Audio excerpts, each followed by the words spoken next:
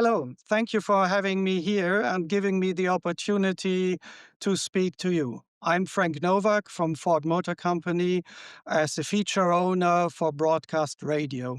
And I will talk a little bit about DAB radio and car manufacturers. Why do you believe live radio continues to be a valuable feature in modern vehicles, despite the rise of streaming services? Live radio continues to be the valuable feature in modern vehicles is because of they are most actual, well-known and reliable and out of the current region. They have easy access, the fast change including good variety of content, speech and music. They have live warnings, informations about traffic news and emergencies, and the coverage advantage for the broadcast radio. From a driver's perspective, what unique advantages does local radio offer compared to national or on demand audio platforms? The difference between local and national I don't see as huge, but the difference to on demand can be extreme because, as an example, Radio Australia listening in Cologne. So the more local content, music or speech, is one major advantage, but also the precise prediction of traffic and warnings.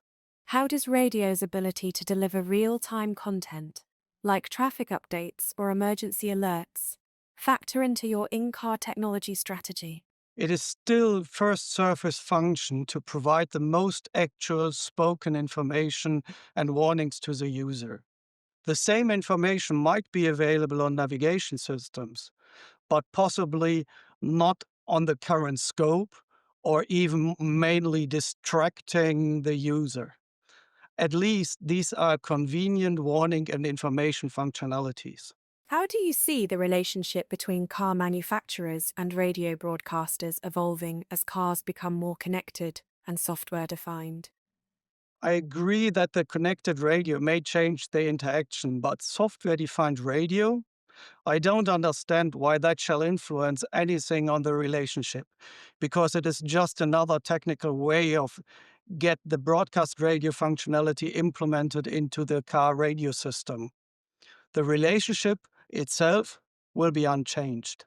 In terms of consumer behavior, do you have insights that support continued demand for traditional or digital radio features in new car models? Yes, we do have insights to support demands on traditional or digital radio features in our new cars.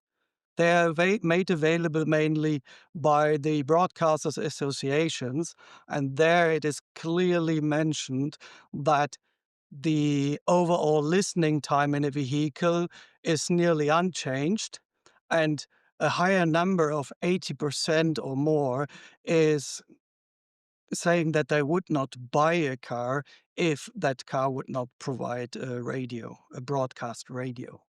As in car infotainment systems become more complex, how do you ensure that radio remains a part of the driver's daily routine?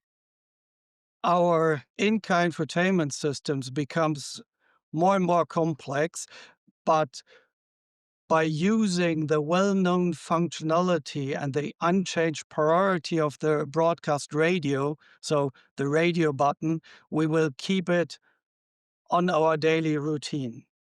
We will stay with the in-house skill teams to implement the easy and satisfying user experience for our customers. From my perspective, at this point, it is more important that the radio broadcasters keep or improve their audio content and the well-known functionalities like traffic announcements, slideshows, etc., um, so that they at least don't confuse the customers. How can authorities help with keeping radio in the car? The authorities could help to keep the radio in the car is if they limit their influence or the limiting